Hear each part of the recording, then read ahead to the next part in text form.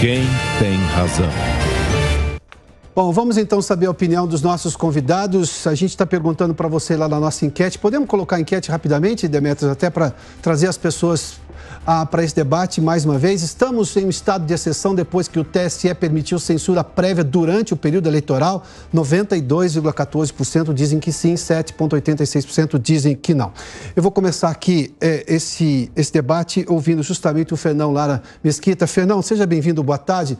Na sua opinião, até porque vimos recentemente, transmitimos aqui esse voto da ministra Carmen Lúcia, que eu confesso me chama muito a atenção. E vou confessar que eu assisti várias vezes, porque me surpreendi na primeira, achei que não tinha entendido, assisti outras vezes e consultei amigos, colegas, que são fontes, inclusive, que são juristas, aliás, de posicionamentos até diferentes, todos eles foram unânimes em dizer que aquilo era um absurdo.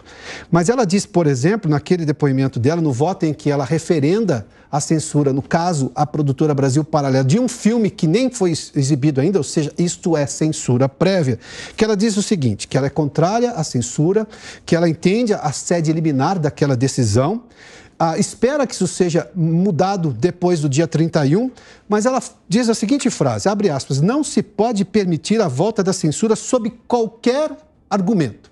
Bom, teve um argumento e esse argumento foi aceito, inclusive, por ela. Fernão Lara Mesquita, seja bem-vindo. Qual é a sua opinião? Boa tarde. Boa tarde a todos. Bom, a ministra está atrasada, né? Ela está... ela chegou, já a censura está rolando faz meses, né? Anos, aliás. O famoso processo das fake news, onde o Alexandre de Moraes viola todos os códigos brasileiros, a começar pela Constituição, está rolando faz 3 anos, né? Então, ela dizer que não admite censura em lugar nenhum e depois se desmente a si própria, quer dizer, isso mostra o estado de deslaçamento completo que está o judiciário brasileiro, né? Com essa coisa de uma hora põe o chapéu de juiz, na outra hora põe o chapéu de amigo do juiz, então tem que fechar com a corporação, qualquer que seja o absurdo, né, e o impropério que o sujeito pratica. Então, ela está atrasada. Assim como o Leonardo, que nós acabamos de ouvir agora há pouco, está adiantado, né? Porque é assim mesmo que acontece, Leonardo. É que você está um pouco fora da história, mas os revolucionários dessa esquerda a qual você se atrelou fuzilam, em primeiro lugar, os da esquerda democrática. Depois é que eles começam a fuzilar os outros, né? Os que são contra a revoluçãozinha deles, que está só na cabeça deles, né? Mas é assim que acontece. E a ministra Carmen Lúcia fazer esse papel, né, de escrever isso, né, eu sou, mas não sou, eu vou ouvir aqui agora o senador Esperidião Amin. Eu vou repetir a sua frase, porque isso foi a parte que eu mais voltei para tentar entender. Abre aspas, da ministra Carmen Lúcia. Não se pode permitir a volta da censura sob qualquer argumento. Qualquer aluno de 4ª série que faz análise sintática, você se lembra isso na escola, né? Entende o significado disso completamente. Mas o argumento, ela concedeu. Neste momento, então, até o dia 31 pode essa censura. Daqui a pouco a gente vai reproduzir isso de novo. Senador, eu estou fazendo aqui interpretação de texto, embora eu tenha absoluta convicção que não precise. É só um argumento retórico aqui, uma ferramenta retórica para quem apresenta um programa como esse. Mas o que o senhor acha justamente dessa decisão, dessa interpretação e do que disse a ministra Carmen Lúcia em relação à censura presente no país e a concessão que ela faz, sobretudo, a deixar a Constituição provisoriamente, digamos, de lado? Não me lembro de ter um texto constitucional que diga a Constituição pode ser suspensa por uma decisão liminar.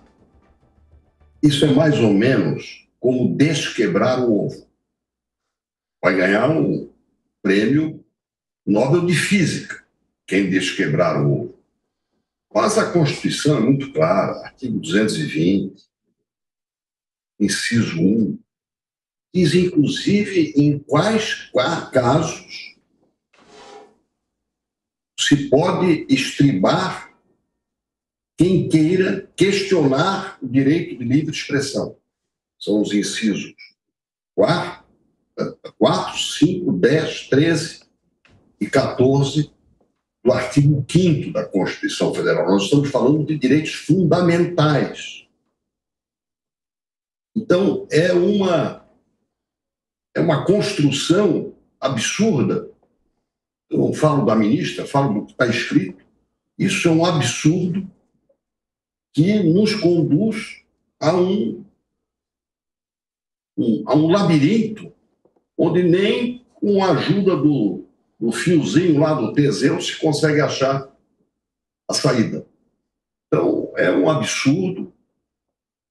Alguém está investido num dos postos proeminentes do judiciário brasileiro deixar que esse texto circule. Uhum. Repito, é um texto da Constituição, artigo 220, o que fala sobre a liberdade de expressão. E o máximo que se pode considerar é o que a sua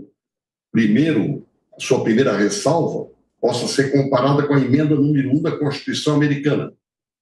Primeira emenda.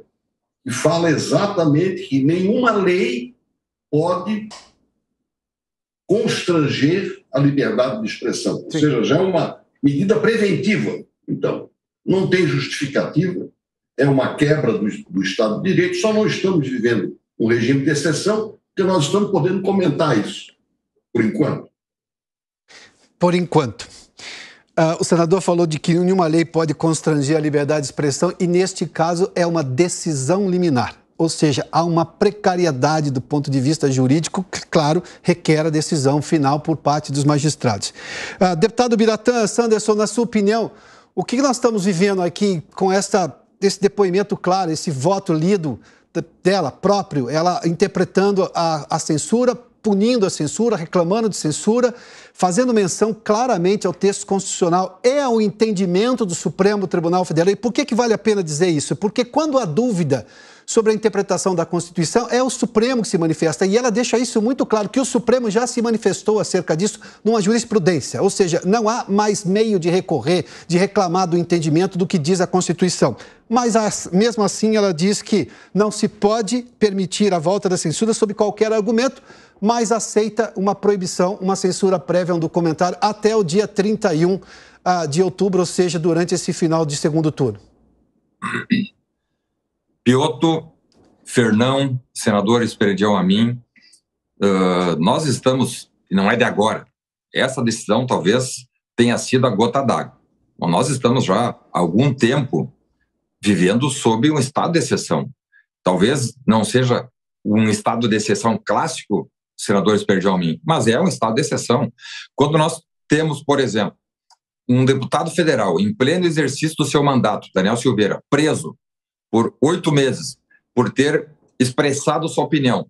Quando nós temos empresários, meia dúzia de empresários que não cometeram nenhum crime, não mataram, não roubaram, sendo sujeitos de uma investigação, foram constrangidos numa busca feita pela Polícia Federal, a mando do STF, com um claro viés de intimidação, quando nós temos decisões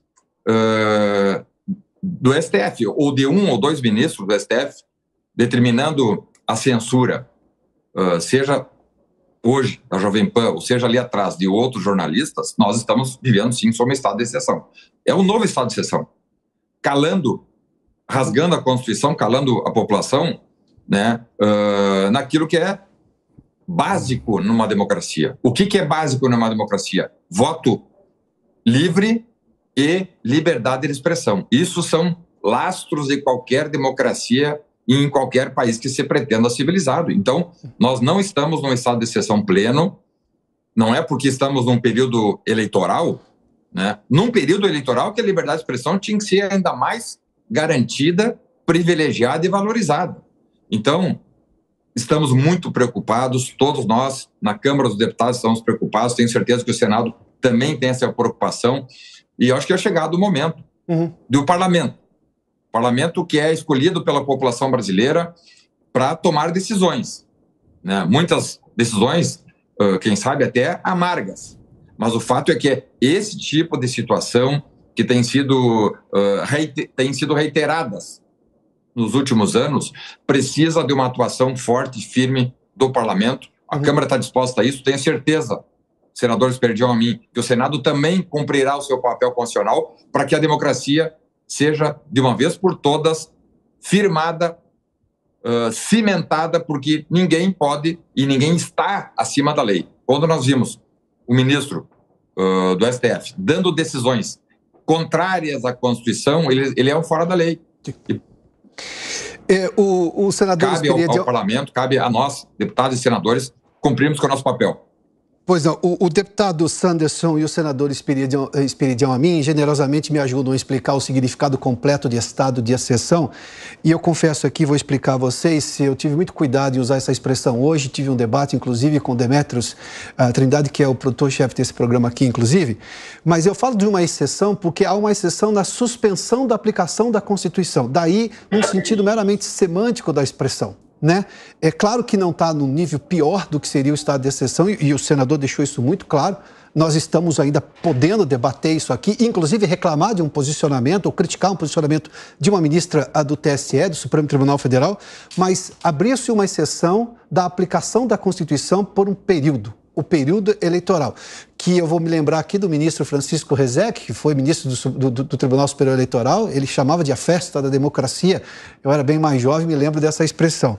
Fernão, eu vou de novo nesse período, porque dessa questão de, durante um prazo, não vai se entender a Constituição, não vai se aplicar a Constituição, porque aí começa a se perder completamente as referências. Eu me lembro de um debate que você participou recentemente aqui, você reclamava da Constituição, mas fato que é o que nós temos nesse momento, é a que está em vigor, precisaríamos mudar completamente a Constituição, não dá tempo de fazer isso agora, não seria nem prudente fazer, mas se esta Constituição não está sendo seguida, e justamente por quem deveria zelar por ela, numa série de contradições desse voto da ministra Carmen Lúcia, sem diminuir qualquer um dos outros votos, porque essa decisão foi por unanimidade dentro do TSE, desse período, dessa decisão de censura. Bom, como é que a gente faz se a gente perde as referências, Fernão? Não faz.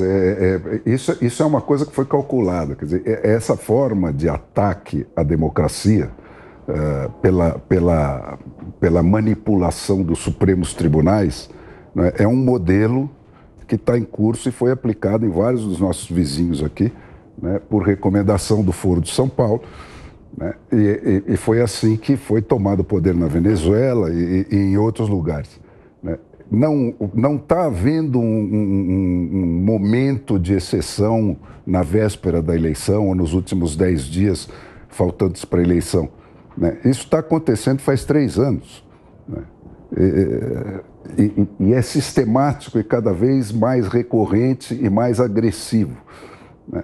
Você tem várias gradações da mentira, né. Tem até a mentira inocente, mas quando ela começa a ser uma negação da verdade, né, e quando ela passa a ser a negação da evidência que está diante dos seus olhos, na hora que você está vendo acontecer, ela já é negada, isso é uma violência feita para destruir a ideia de verdade. Quer dizer, se você não tem mais essa segurança, né, do senso comum, né, de que aquilo que você está vendo não é mais verdadeiro, então você não tem mais nada, né? Você suspendeu a civilização, está valendo só a força bruta. Isso são atos de força, nada mais, nada menos que isso, porque são contra todas as leis, contra a Constituição. Então, é um ato de força, né, tomado por um indivíduo ou por um grupo de indivíduos que não tem esse poder, ninguém lhe deu esse poder, eles não foram eleitos para isso, a prerrogativa do cargo que eles ocupam não é essa.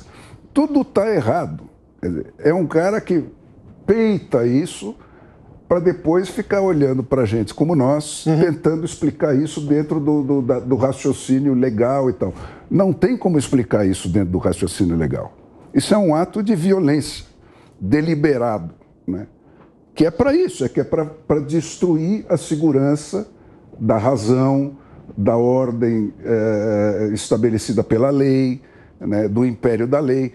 Tudo isso fica deslaçado quando vem um cara e dá um chute numa coisa dessa, porque ele quer, porque ele não tem esse poder, né? Mas fez. E aí o país fica nesse dilema de ou não acatar uma ordem do Supremo Tribunal, então o país fica deslaçado, fica sem tampa, né? Ou se acatar, a emenda fica pior que o soneto, né? É deliberado. Isso foi feito deliberadamente para provocar esse tipo de efeito. Senador, eu vou pegar aí o que disse o Fernão para lhe trazer para o debate novamente.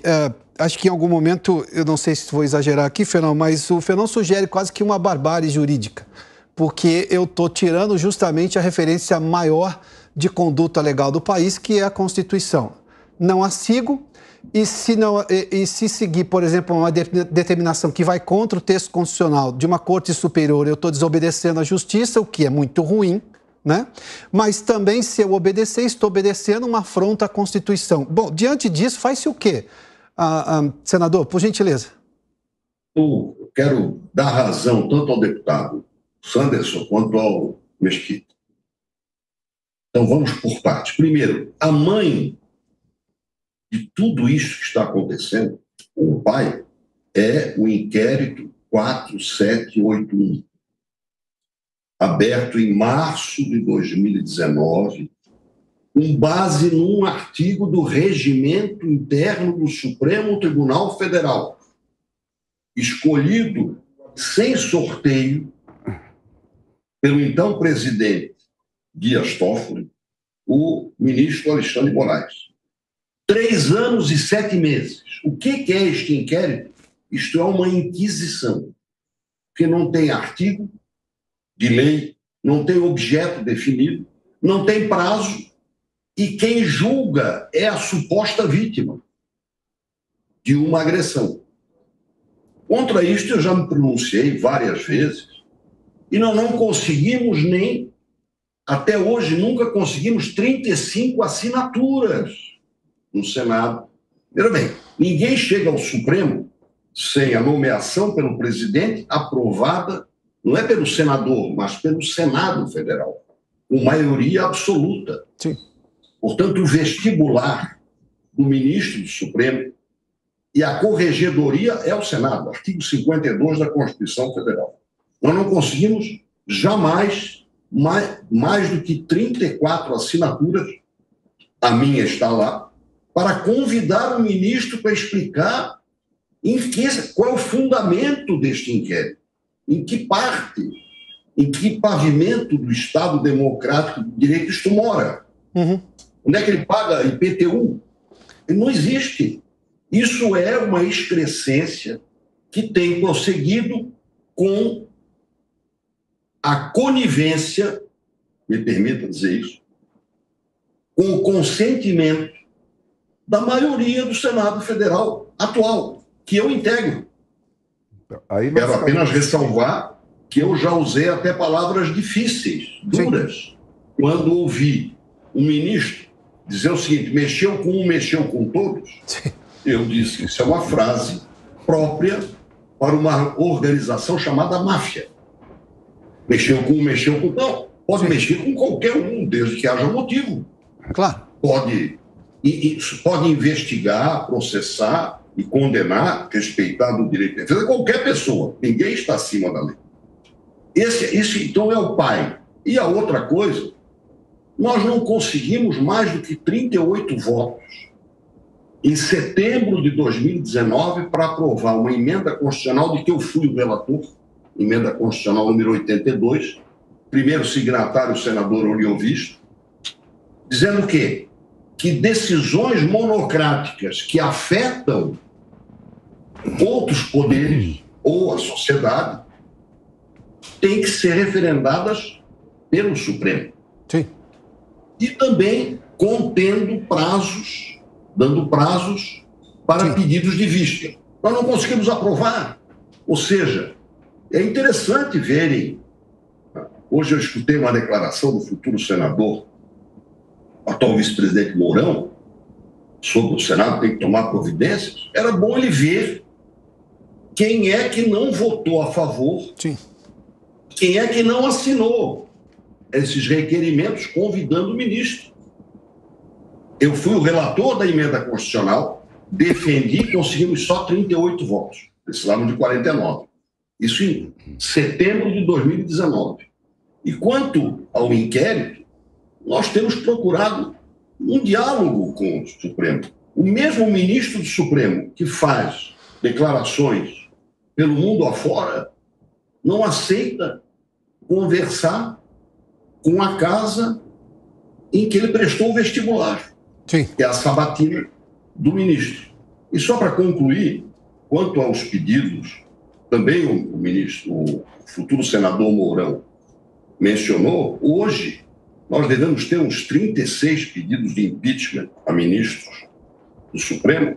Nenhum deles circula, porque nós não conseguimos nem maioria para convidar ministro para prestar uma informação, um esclarecimento ao Senado, e porque todos eles estão sendo embaraçados pelo presidente do Senado, tanto na versão primeira, pelo ex-presidente Davi Alcolumbre, quanto pelo atual presidente, Sim. que tomam a decisão monocrática de não dar seguimento ao pedido. Então, é isto que está acontecendo. E isso que a imprensa deve pesquisar. Quem é que nega a sua assinatura para ouvir o ministro e quem é que votou contra, ou vota contra, ou não comparece, que é pior ainda, na hora de deliberar sobre esses temas que eu mencionei. Deputado Javô, Fernão, você queria fazer um complemento ou já posso ser o deputado? Não, eu acho que isso chegou a um confronto, quer dizer, você está numa situação de confronto.